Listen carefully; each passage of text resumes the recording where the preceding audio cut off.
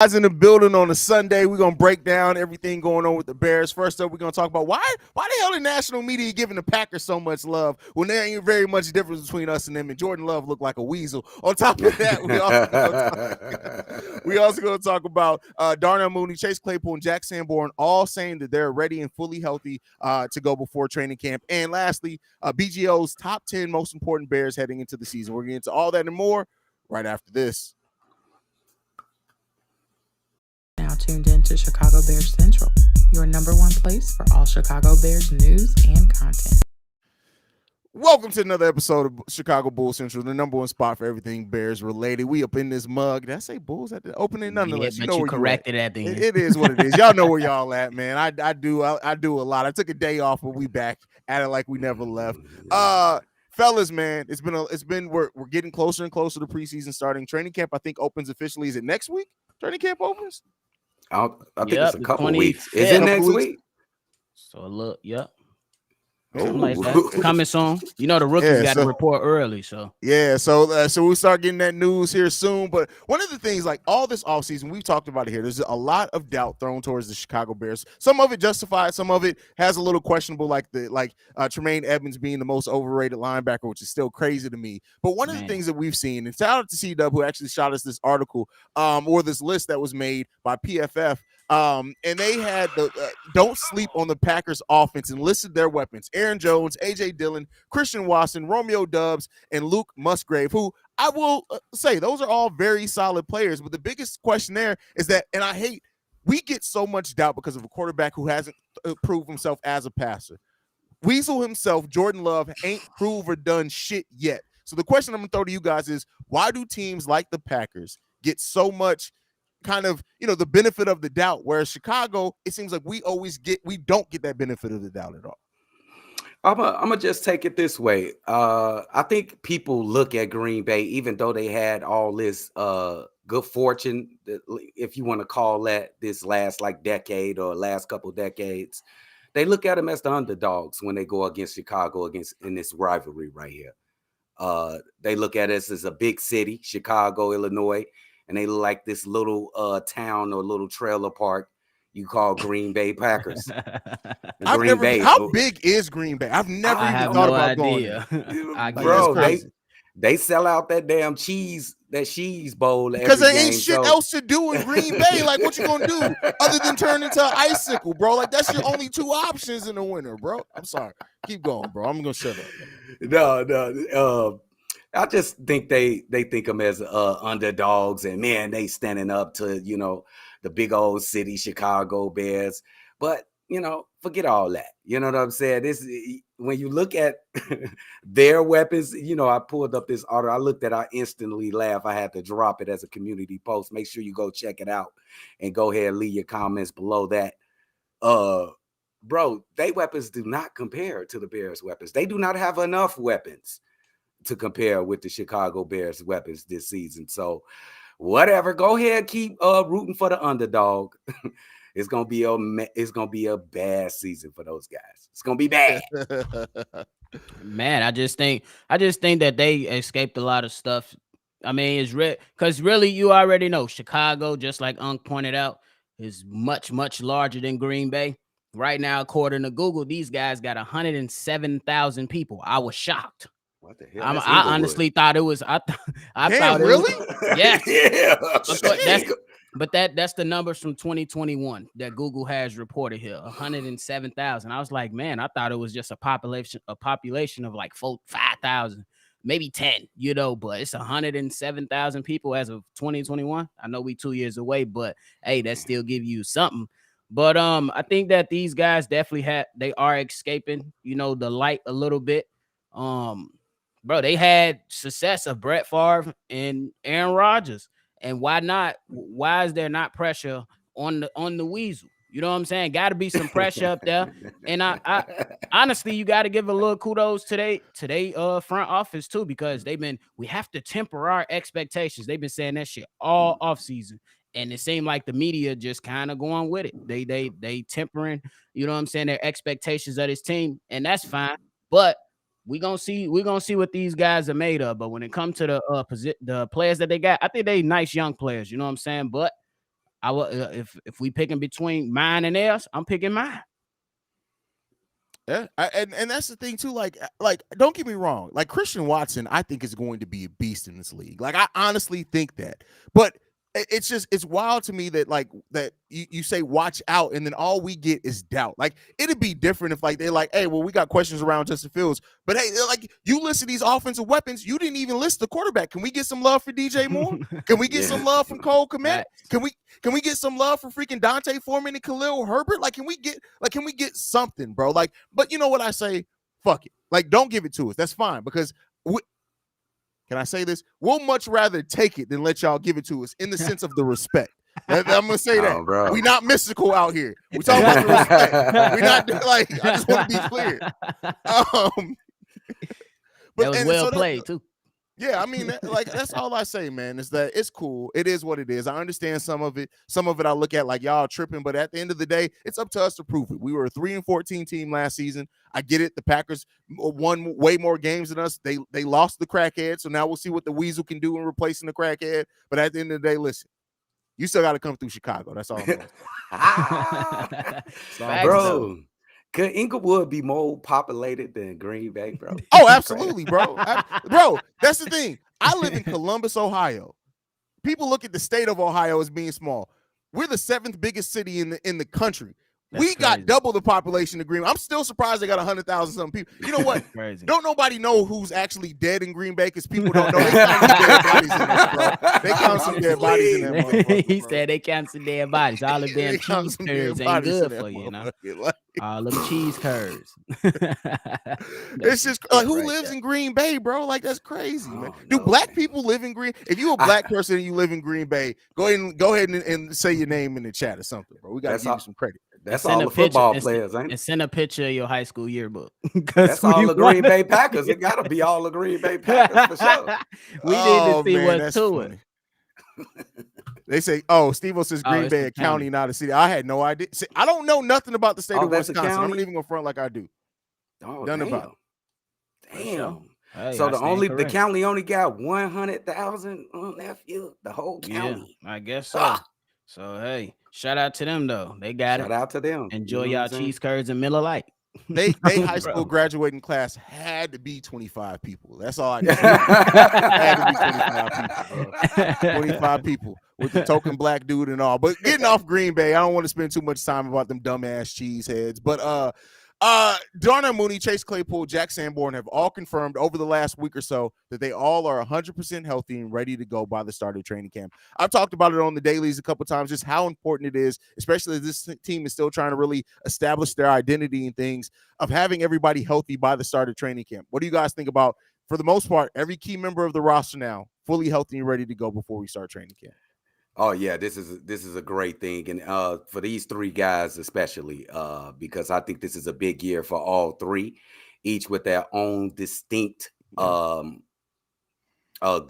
in mind. You know, Darnell, DJ Moore's here. I don't want to hear you're gonna a lot of one-on-ones. Darnell, win. That's all I got to say. Chase Claypool, we've been hearing a lot. You got all the talent in the world. Oh man, this dude got all the skills, all the attributes. Time to show up. Got to see it, bro. It's enough of the talking. And my son, you got competition out there, son. Jack, you got to come out on your A game, bro. I believe in you, bro. But I know this kid, he can ball. You got to come out and get ready to ball, bro, because Noah Sewell is a hungry little pit bull, and he don't care. He gunning for his. So, Jack, you got to come out, go for yours, big dog. Got to. Facts. And I think that is very important to have all these guys in that 100%, because, you know what I'm saying, we definitely trying to take that next step forward. And I think the biggest thing that I like about it is that it's not going to be too many questions about who going to play what. These guys should automatically come in and know what position they're going to play. Tremaine Edmonds going to play his spot. You know, TJ Everett's going to have his. You got the secondary. They pretty much know what they're going to do. The wide receivers, obviously, they got to, figure things out, and build that, cohesion amongst each other. But for the most part, everybody know what they're going to be needing to do to make this a successful season. And we've been getting a lot of chatter. And shout out to the Bears for not just standing pat. We heard Jaquan Brisker give people smoke. We just seen Justin Jones kill some goofy up on Twitter. So hey, it's just love, man. And, I'm excited. Hopefully, I get to, at least get down there. If not, but I'm still gonna be watching, checking for highlights and checking, things and doing my due diligence because this shit is about to be lit. It's about to Bust. be lit. Yeah, it's a big season ahead of us, and I think when you look at like all the position battles and how that's going to help have everybody ready to go, you got a lot of hungry people on this team. And one thing that I'll say is like when you put dogs on the team and you make all those dogs ready to eat and they're feasting, trying to make their name for themselves, we got a lot of people that got a lot of things to prove to themselves, to the national media for hating on them.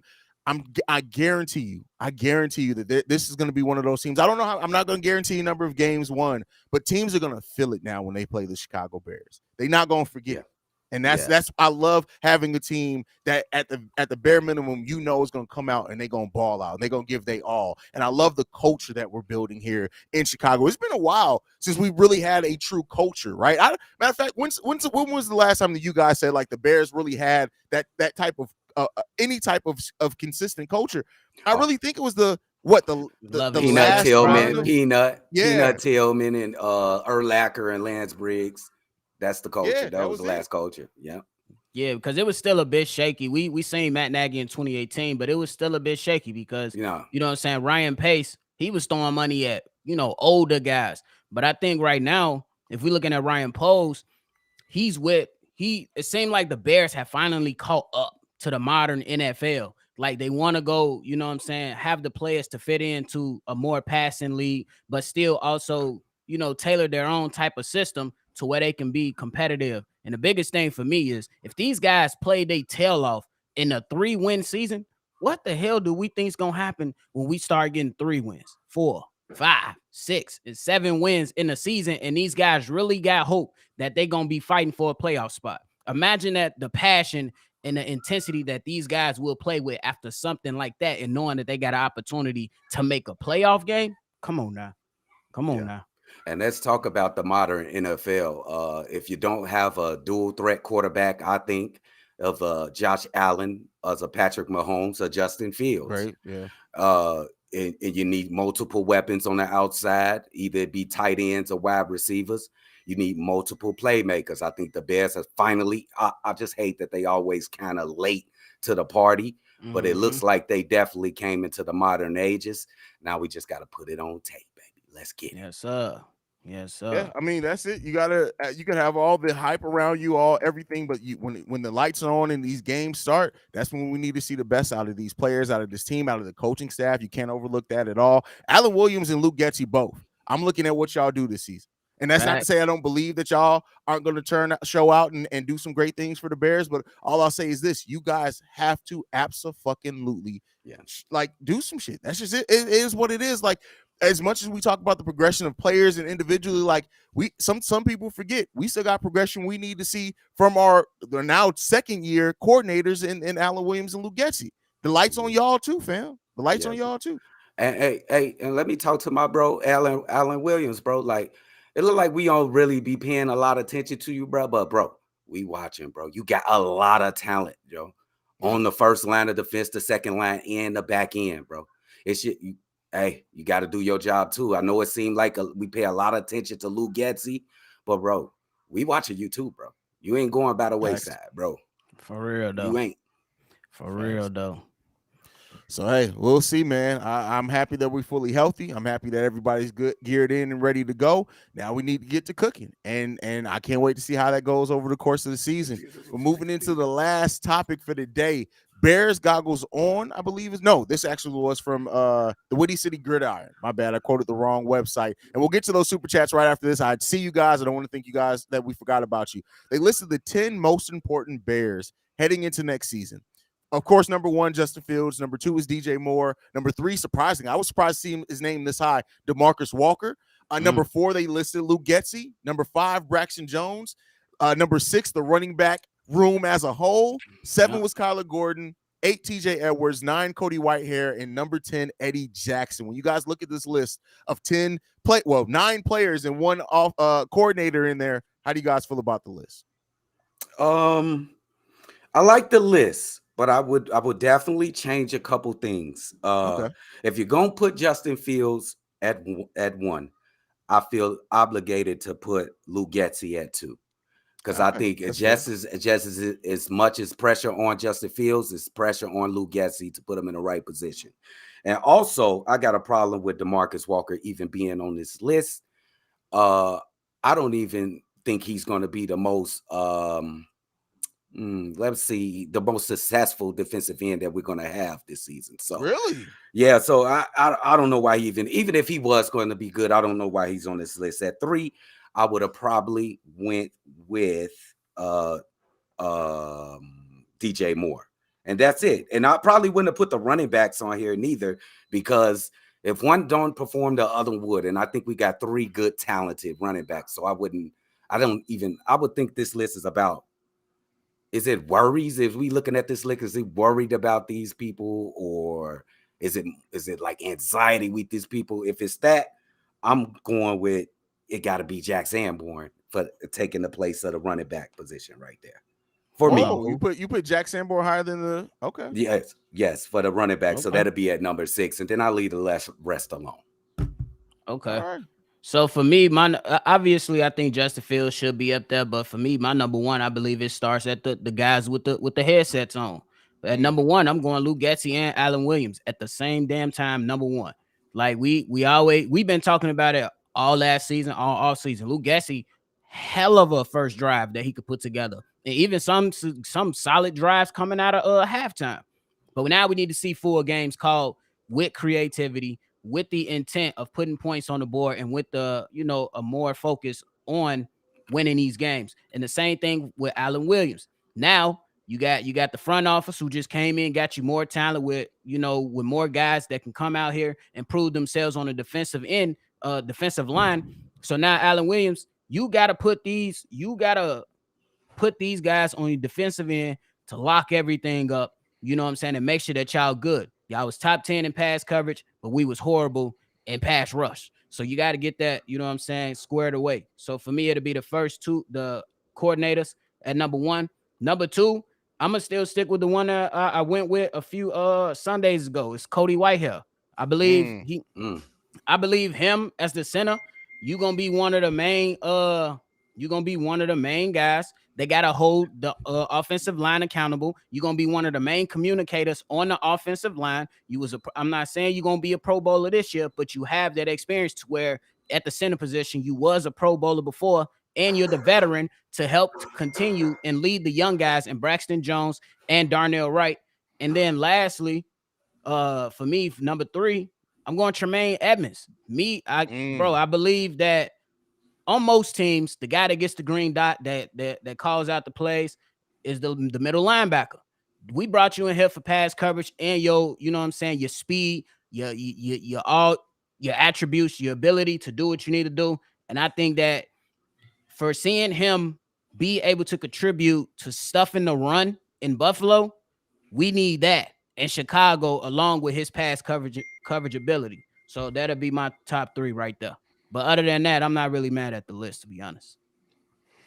Yeah, I think it's a pretty solid list. Like you guys said, I think the coaching staff as a whole needs to be on there. Like Eberflus, Getsy, Allen Williams, everybody as a coaching staff needs to be on there somewhere. I don't know if no, it's pretty important. I do think they should be ranked definitely in the top 5.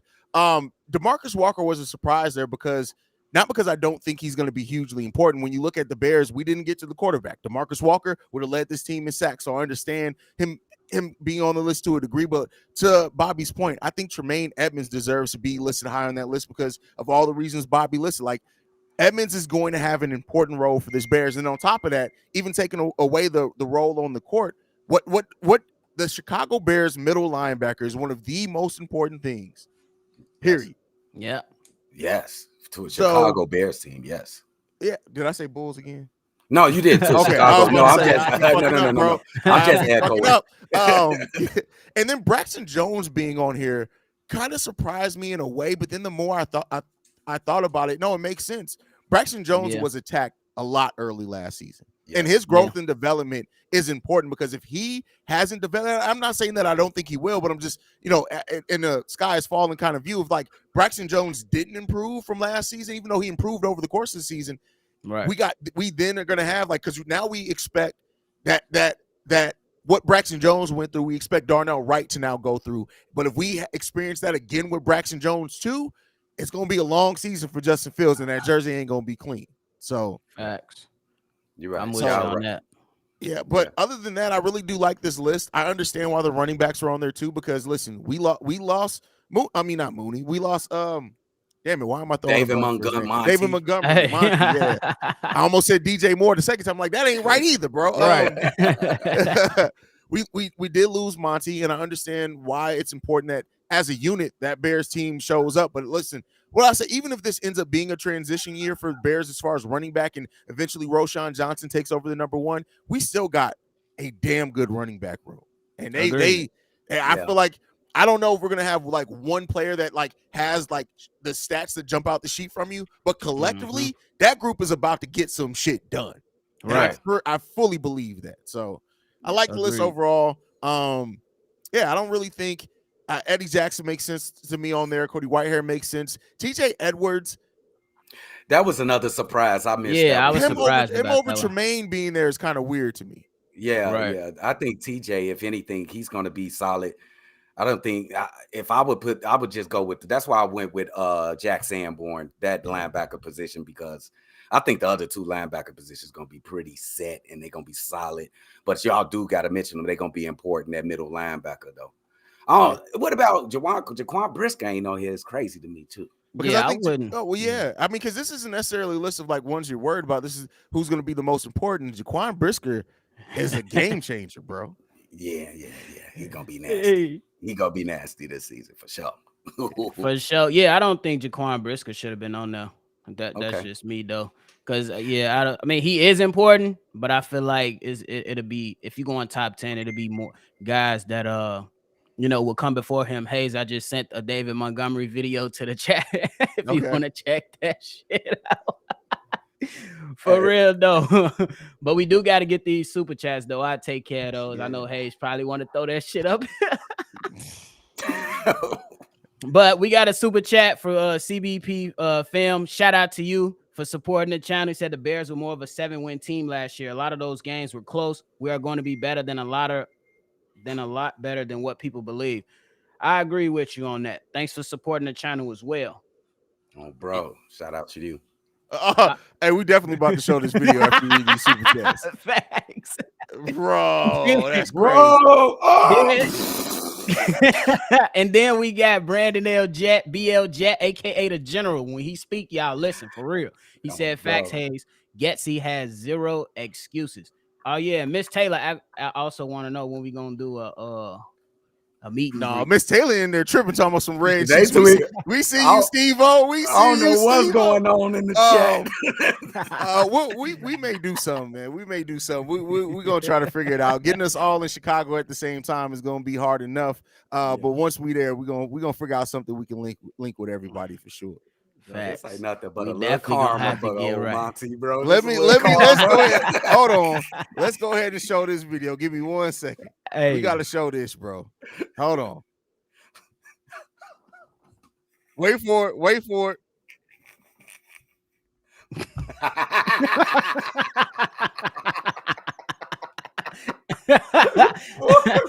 I don't know if y'all can hear the sound on it or not, but he said, "Oh shit!"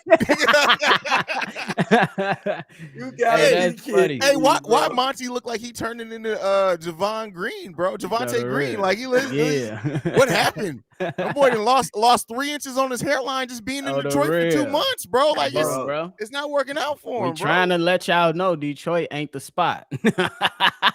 That's crazy, bro. That's wild, man. Hey, they talking about that's what's gonna happen with Tremaine Edmonds hit him. Bro, know it is. Bro, I'm not even like Tremaine could too. I'm telling you right now. TJ Edwards gonna light Monty up if he gets past that defensive line. Let's go, baby. Let's go. I'm all for it. Definitely excited to see it. For real. Definitely, man. That was a great way to end the live, man. Anything left, fellas, before we get up out? That's funny, bro. Hey, man. Shout out to y'all, man. We appreciate y'all. Training camp is coming up. Y'all make sure y'all stay in tune, baby. Let's go. Y'all make sure y'all stay in tune. Y'all rock out with the best right here, Chicago Bears Central. And make sure if you hit that like button, make sure you subscribe to the channel. And the way to end it is with a Monty blunder. Hey, C-Dub, you got to do a voiceover on that joint, bro. You got I'm doing it. You got to do it, bro. That's crazy. Oh, man. Thank you guys so much for tuning in, especially on Sunday. Y'all been rocking with us even throughout the dead part of the offseason. Training camp is right around the corner. The preseason, I think, is like 25 days away. I may even be a little bit over on that one. Receipts, putting cases on y'all mugs. That's funny, man. Shout out the book on that one, man. But make sure you guys follow the channel at Chi Bear Central on every social media platform. You can send us any feedback, questions, comments, concerns. ChicagoBearCentral@gmail.com. Keep that mailbag. Listen, I don't even know how many. I didn't get a chance to listen to the mailbag yesterday. Y'all had like 25 voicemails in the mailbag over the last week. Y'all been going off, bro. So y'all keep going off in that voicemail box, man. 773-242-9336. We are the number one spot for everything Chicago Bears related, and we'll see you guys next week. Peace, y'all. Chi-Town up, bear down, motherfuckers. Hey. Peace. FGB.